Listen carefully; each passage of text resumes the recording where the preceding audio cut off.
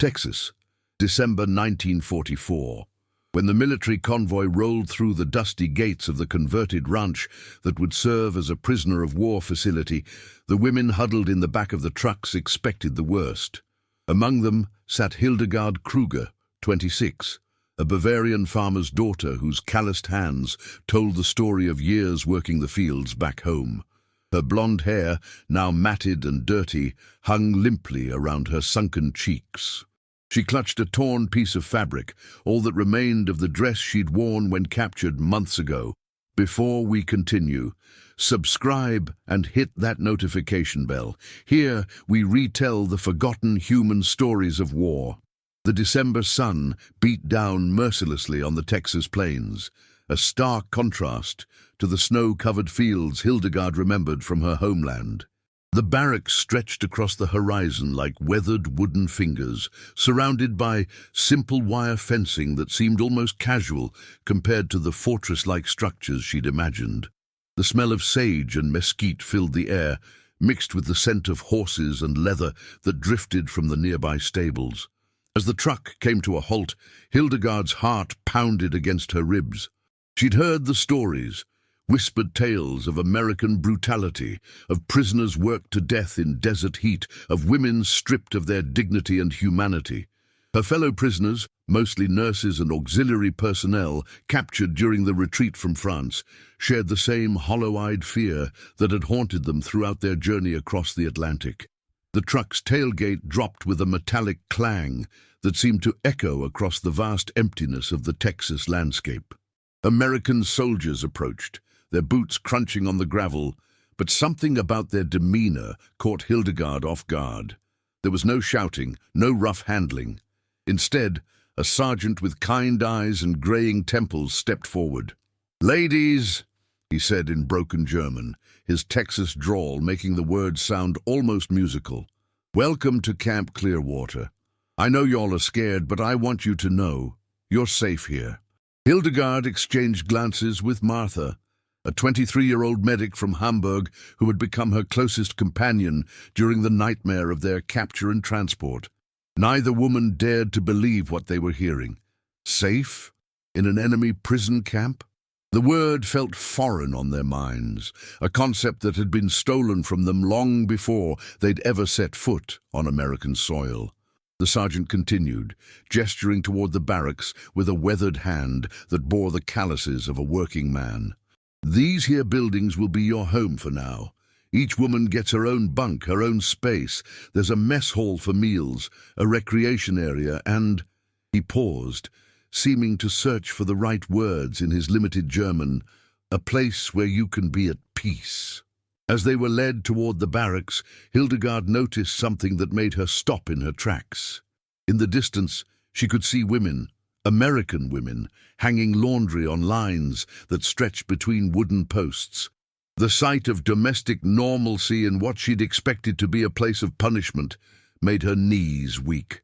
One of the women, noticing the new arrivals, raised her hand in what appeared to be a gentle wave.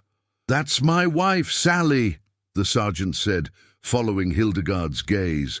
"She and the other ranch wives have been working real hard to make this place, well, to make it more like a home and less like a prison." The word home hit Hildegard like a physical blow. She hadn't felt at home anywhere in over 2 years, not since the war had torn her from her family's small farm in Bavaria, not since she'd been conscripted into service as a field medic, not since the world had turned upside down and inside out. The idea that this foreign place, surrounded by endless sky and inhabited by the very people she'd been taught to fear, could become something resembling home, seemed impossible.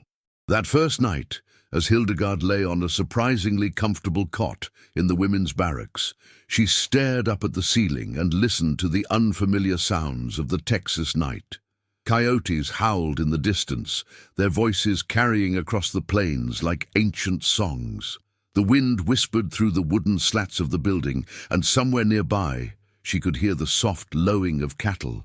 For the first time in months, no one was shouting orders. No bombs fell in the distance.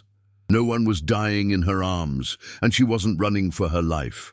The silence felt almost oppressive after so much chaos, but gradually Hildegard found herself relaxing into it. As sleep finally claimed her, she allowed herself to wonder if perhaps, just perhaps, the sergeant had been telling the truth. Maybe against all odds and expectations, she truly was safe. The morning sun painted the Texas sky in shades of orange and pink that Hildegard had never seen before, not even in the pastoral landscapes of her beloved Bavaria.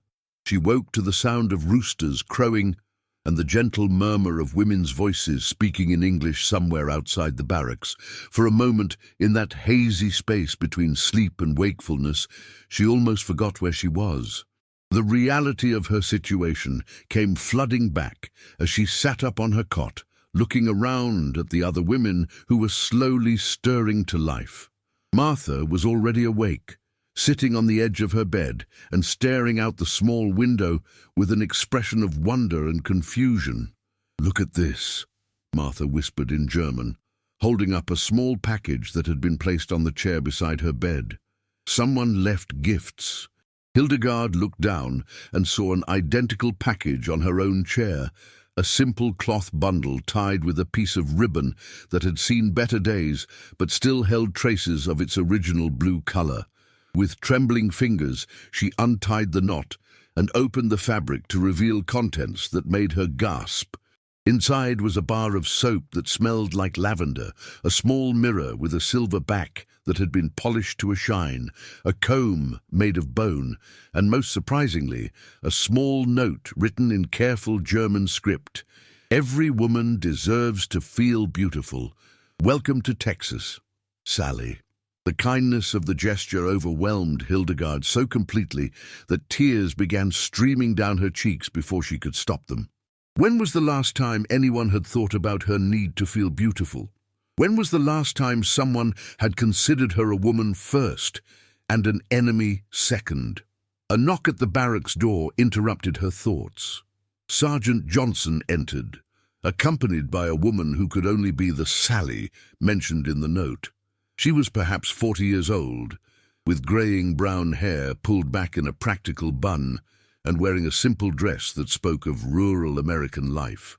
Her face was weathered by the Texas sun, but kind, with laugh lines around her blue eyes. "Good morning, ladies," Sergeant Johnson said, his German still heavily accented but sincere. "This is my wife, Sally. She wanted to meet y'all and show you around the place." Sally stepped forward with a warm smile, and when she spoke, it was in surprisingly good German. "I learned your language from my grandmother," she explained, seeing their shocked expressions. "She came from Austria many years ago. I know how frightening it must be to be so far from home, speaking a different language." The women gathered around Sally as she continued speaking, her voice gentle and patient. "We want you to know that while you're here, you're under our protection.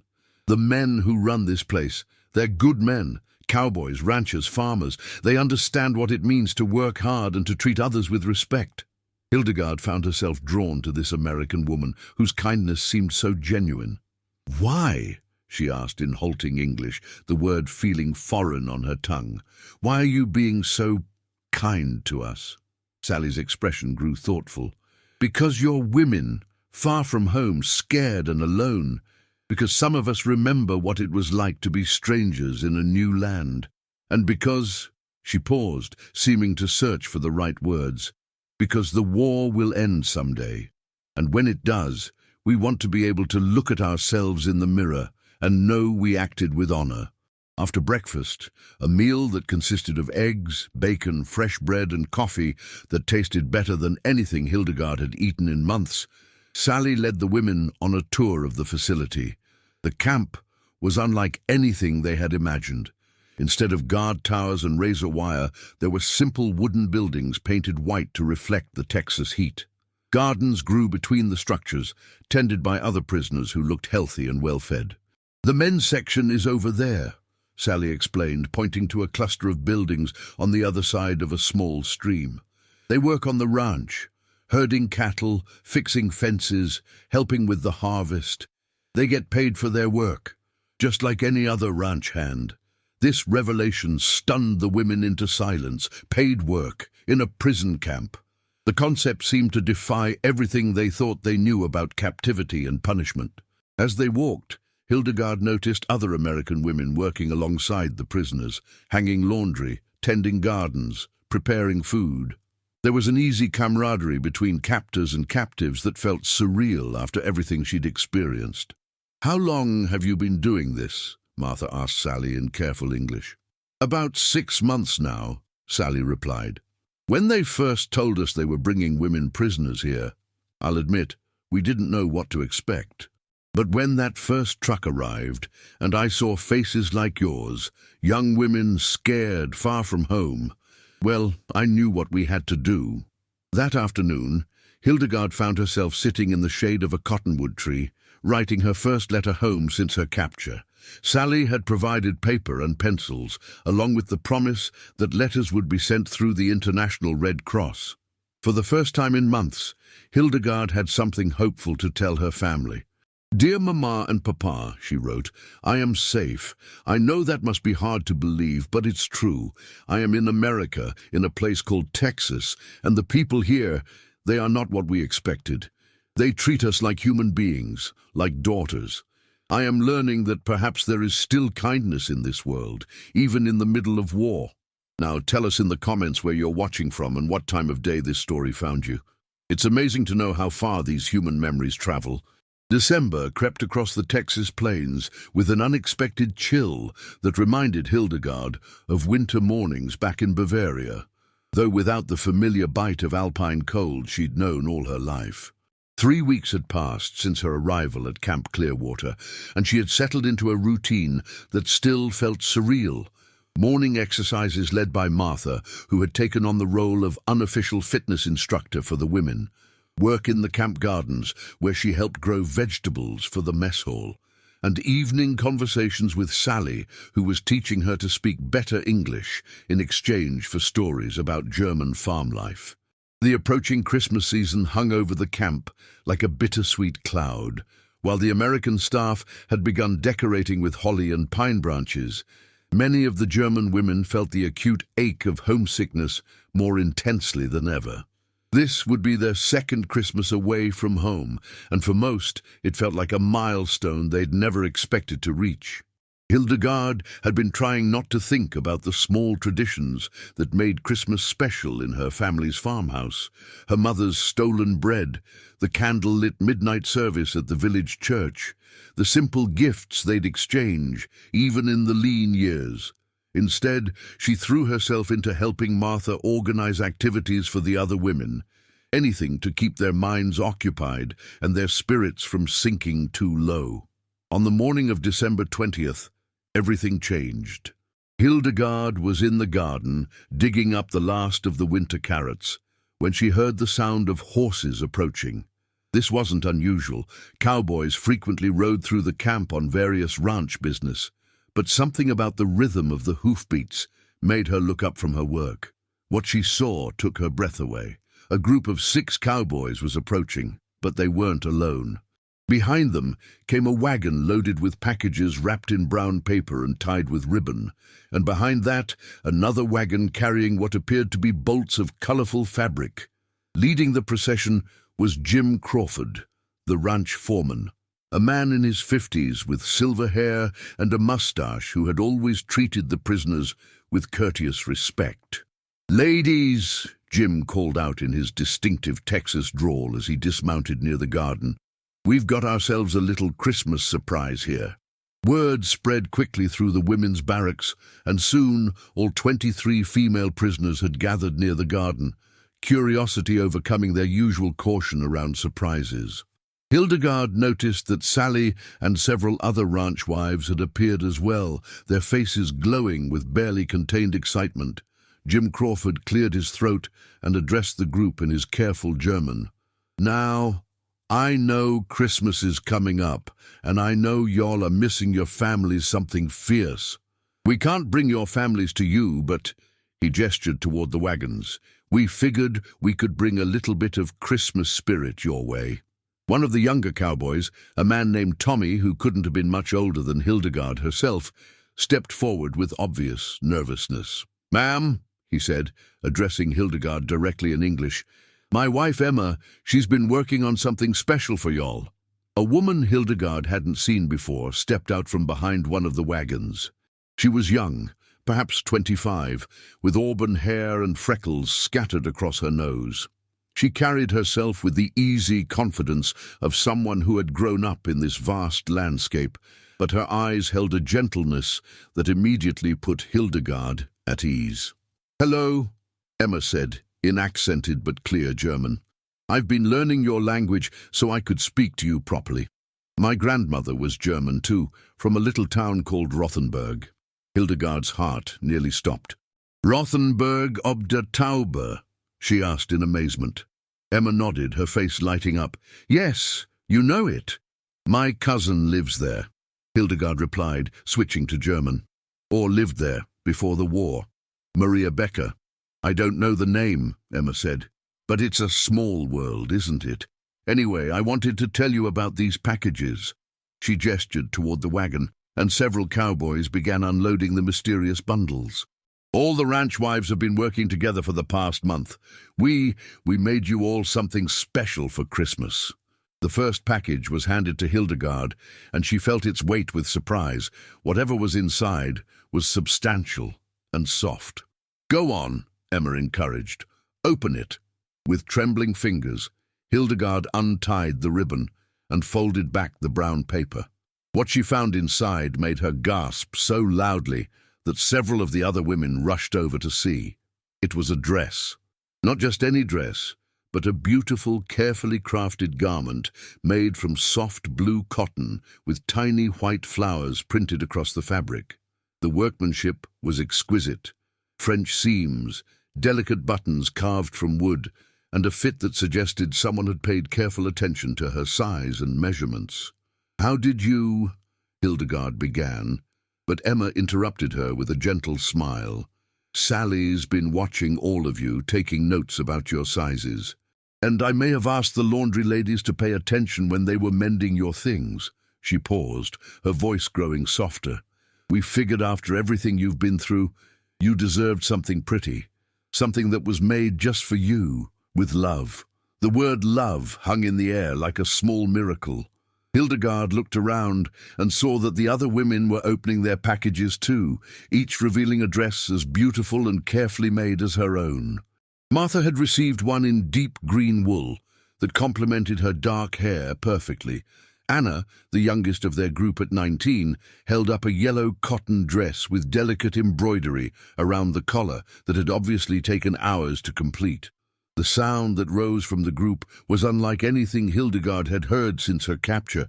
It was pure joy, the kind of happiness that comes from unexpected kindness. Several women were crying, clutching their dresses to their chests as if they were the most precious things in the world. "There's more," Jim Crawford announced, and the cowboys began unloading the second wagon. This one contained fabric, thread, needles, and sewing supplies. "Emma and the other ladies thought you might like to have some projects to work on through the winter. Maybe make things for yourselves, or for the men's section, or just to keep your hands busy." Hildegard held her dress up against herself, marveling at how the blue brought out the color in her eyes, something she'd forgotten in the months of wearing nothing but grey prison clothes and tattered remnants of her old life. When was the last time she had worn something beautiful? When was the last time anyone had thought she deserved beauty? "Why?" she asked Emma, the question coming out as barely more than a whisper. "Why would you do this for us?" Emma's answer came without hesitation. "Because you're women, just like us. Because Christmas should mean something, even here, even now, and because—" She looked around at the other ranch wives who had gathered to watch the gift-giving. "Because we believe that showing kindness to strangers is what Christmas is really about." That evening, Hildegard stood in front of the small mirror Sally had given her weeks ago, wearing her new blue dress for the first time. The transformation was remarkable. She looked like herself again, like the young woman who had once danced at harvest festivals and dreamed of her own farm someday. But more than that, She felt human again. The dress wasn't just fabric and thread. It was dignity, it was hope. It was the radical idea that even in the middle of war, even between enemies, there could still be room for compassion and grace. As she brushed her hair, now clean and shining thanks to the soap and care she'd received, Hildegard caught sight of her reflection and barely recognized the woman looking back at her. For months, she had seen only a prisoner, a defeated enemy, a woman stripped of everything that made her who she was. Now, she saw Hildegard Kruger again, and for the first time since her capture, she allowed herself to believe that maybe, just maybe, she would survive this war with her soul intact. January 1945 brought an unusual cold snap to the Texas plains, and with it, a deepening of the relationships that had begun to form at Camp Clearwater. Hildegard had been wearing her blue dress regularly, treating it like the treasure it was, but more importantly, she had begun to find her place in this strange new community that existed somewhere between captivity and freedom. The sewing circle had become the heart of the women's daily routine. Every afternoon after their work assignments, Hildegard had been assigned to help in the camp's administrative office, where her neat handwriting and growing English skills proved invaluable. The women would gather in the recreation room with their fabric and needles. What had started as a way to keep busy had evolved into something much more meaningful. Sally had become a regular fixture at these gatherings, bringing her own mending and sharing stories of life on a Texas ranch. Through these conversations, Hildegard learned about the challenges of farming in this harsh climate, about the independence required of ranch wives, and about the community bonds that held these scattered families together across vast distances. Back home, Hildegard told Sally one afternoon as she worked on a shirt for one of the male prisoners, "My mother used to say that you could tell everything about a woman by how she sewed. Neat stitches meant a neat mind," she said. Sally laughed, examining her own rather crooked attempt at embroidery. "Well, then I'm in trouble. But my grandmother used to say something different. She said that crooked stitches meant you were sewing with love instead of worry." The comment stuck with Hildegard as she continued her work. Love instead of worry. When had she last done anything motivated by love rather than fear or necessity? These past months at the camp had been the first time since the war began that she'd had the luxury of choosing love as her motivation. It was in this spirit that she decided to undertake a special project. Using some of the extra fabric from the Christmas gift, she began working on something in secret during the evening hours after lights out, stitching by moonlight that streamed through the barracks windows. The project was a quilt, not a large one, but a wall hanging that depicted the Texas landscape as she had come to see it through her prisoner's eyes. Rolling hills stitched in brown and tan, a brilliant sunset worked in oranges and reds, and in the foreground, a small farmhouse that bore a striking resemblance to both her family's Bavarian home and the ranch house where Sally lived. The work was intricate and time-consuming, requiring her to unpick and re-sew sections multiple times to achieve the effect she wanted. But as the piece took shape, it became more than just a quilt. It became a meditation on the unexpected beauty she had found in this place she'd never chosen to visit. One evening in late January, as she worked on the final details of the sunset, Martha approached her cot. "Hildy, what you're making there, it's beautiful. But why a Texas landscape? Why not something from home?" The question made Hildegard pause in her stitching. "Because," she said finally, "this is where I learned to be human again. This is where strangers became friends. This is where I discovered that kindness doesn't depend on speaking the same language or fighting for the same flag." The truth of her words surprised even her. Somewhere in the past 2 months, this camp had indeed become a kind of home. Not in the way that Bavaria would always be home, the place where her roots ran deepest, but in the way that any place becomes home when you find people who care about your well-being, who notice when you're sad, who celebrate your small victories. Her relationship with Sally had deepened into something approaching real friendship. Despite the language barrier and the vast differences in their backgrounds, they had discovered common ground in their shared love of growing things. Sally had taught Hildegard about desert gardening techniques, while Hildegard had shared her knowledge of crop rotation and soil management learned on her family's farm. "You know," Sally told her one afternoon, as they worked together to prepare the garden beds for spring planting, "when this war ends and you go home, I'm going to miss you something fierce." The comment hit Hildegard like a physical blow, not because it was unkind, but because it forced her to confront a reality she'd been avoiding. Someday, this strange interlude would end. The war would be over, and she would be repatriated to Germany, to whatever remained of Germany after all the bombing and fighting. "I will miss you too," she replied in English, the words feeling inadequate to express the depth of what she felt. "You have been like a sister to me." It was the highest compliment she knew how to give, and Sally's eyes filled with tears at the words. The men's section of the camp had also become part of Hildegard's expanding world. Through the sewing circles, work-making and mending clothes for the male prisoners, she had gotten to know some of their stories. Klaus, a former teacher from Munich, had been working on the ranch's bookkeeping and had started an informal school for the younger prisoners. Werner, a mechanic from Hamburg, had become indispensable in keeping the camp's vehicles and equipment running. What struck her most was how the American ranch hands treated these men, not as defeated enemies, but as colleagues. She often saw German prisoners working alongside American cowboys, sharing techniques for handling cattle or discussing the best methods for fixing machinery. The language barrier created some amusing moments, but it never seemed to prevent genuine respect from developing between the men. One afternoon in February, Hildegard was in the administrative office, typing up supply requests, when she overheard a conversation between Sergeant Johnson and Jim Crawford that made her stop in her tracks. "Word is coming down that they're going to start repatriating some of the prisoners soon," Sergeant Johnson was saying. "Higher-ups think the war might be ending sooner than expected."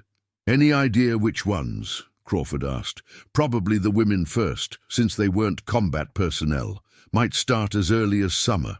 Hildegard's hands froze over the typewriter keys. Summer was only a few months away.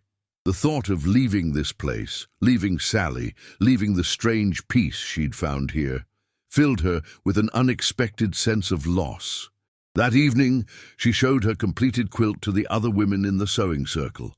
The reaction was immediate and overwhelming. Gasps of admiration, excited chatter about the technical skill required for the landscape design, and questions about who it was intended for. "It's for Sally," Hildegard announced, "a gift to thank her for everything she's done for us." But as she looked at the quilt spread across her cot, she knew it represented something more than gratitude. It was a record of transformation, hers, and perhaps that of everyone who had been part of this unlikely community. It captured not just the physical beauty of the Texas landscape, but the emotional journey from enemy to stranger to friend. The quilt was proof that even in the middle of the world's greatest war, human connections could still form across the deepest divides. It was evidence that kindness could flourish in the most unexpected places, and that home could be found wherever people chose to treat each other with dignity and love. As she prepared for sleep that night, Hildegard allowed herself to hope that somehow, some way, the friendships formed in this place would survive whatever came next. The war would end, she would return to Germany, and life would go on. But she would carry the memory of Texas kindness with her always, a reminder that the world still held more good than she had dared to believe. March 1945 brought news that the war in Europe was nearing its end, and with it an atmosphere of change that seemed to permeate every corner of Camp Clearwater. The German prisoners found themselves caught between hope and uncertainty, glad that the fighting would soon be over, but anxious about what their futures would hold. It was against this backdrop of anticipation that Hildegard decided to present her quilt to Sally. She had spent weeks planning the perfect moment and finally settled on Sally's birthday, March 15th, a date she had learned during one of their many conversations about family traditions and celebrations. The presentation took place in the recreation room, with all the women prisoners gathered along with several of the American ranch wives who had become regular visitors to their sewing circle. Hildegard had wrapped the quilt in the same brown paper that her Christmas dress had come in, tied with a piece of blue ribbon saved from that memorable day. "Sally," Hildegard began in English, her accent still strong but her words clear and carefully chosen. "You have given me so many gifts since I arrived here. Beautiful dress, friendship, hope for future. Now I want to give something to you." Sally's eyes immediately filled with tears. She'd become emotional easily in recent weeks as the reality of the prisoner's eventual departure became more concrete. "Oh, Hildy, you didn't need to make me anything. Your friendship has been gift enough." But when Sally unwrapped the quilt and saw the intricate landscape Hildegard had created, her response was beyond anything Hildegard had expected. She gasped, her hands flying to cover her mouth, and for a long moment she simply stared at the detailed needlework that captured the Texas plains in all their subtle beauty. This is our ranch," Sally whispered, running her fingers over the stitched hills and sunset. "You've captured it exactly. The way the light hits the mesa in the evening, the color of the grass in winter. Hildy, this is the most beautiful thing anyone has ever made for me." The other women crowded around to admire the work, pointing out details they recognized from their daily walks around the camp. The distinctive shape of the cottonwood trees, the way the fence lines cut across the landscape, even the small wildflowers that bloomed in spring along the creek bed. But it was Jim Crawford's reaction that surprised everyone most. The tough ranch foreman, a man who rarely showed emotion beyond good-natured gruffness, stood looking at the quilt, with tears streaming down his weathered cheeks. "Ma'am," he said to Hildegard, his voice thick with feeling, "I've lived on this land for 30 years, and I've never seen it through someone else's eyes like this. You've shown me the beauty of my own home in a way I'd never noticed before." The comment sparked something in Hildegard that she couldn't immediately identify. Later, as she lay in her bunk that night, she realized what it was. For the first time since her capture, she had been able to give something meaningful to someone else. She'd spent so many months as the recipient of kindness that she'd almost forgotten the joy that comes from being the giver. The quilt became a centerpiece in Sally's home, hung prominently in the main room where visitors could admire it. Word of Hildegard's artistry spread beyond the ranch, and soon she was receiving requests from other local families who wanted to commission similar work. "I could pay you for pieces like this," Sally suggested one afternoon as they sat together in the garden. "The ladies in town are talking about nothing else. Emma particularly wants to know if you'd make something for her baby's nursery." And the idea of earning money for her needlework was intriguing, but more than that, it represented a kind of normalcy that Hildegard had thought was lost forever. To be a craftswoman again, to have her skills valued and sought after, it was a return to the identity she'd had before the war stripped everything away. She began taking on small projects, working in the evenings to create baby quilts, wall hangings, and decorative pieces for the ranch families who had shown such kindness to the prisoners. The work gave her a sense of purpose beyond simply marking time until repatriation, and the small payments she received allowed her to send money through the Red Cross to her family in Germany, the first financial help she'd been able to provide since her capture. More importantly, the commissioned work created new relationships with people in the surrounding community. Women who had only known her as one of the German prisoners began to see her as Hildegard the quilter, whose artistry could capture the essence of their beloved landscape in fabric and thread. One evening in early April, as she worked on a particularly complex piece, a wedding quilt for a local rancher's daughter, Martha approached her with a serious expression.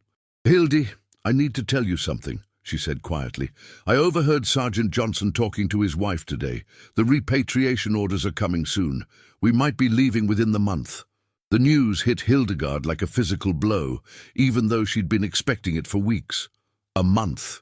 4 weeks to say goodbye to the life she'd unexpectedly built here, to the friendships that had sustained her through the darkest period of her life, to the sense of purpose she'd rediscovered through her needlework. "What will happen to us back home?" Martha continued.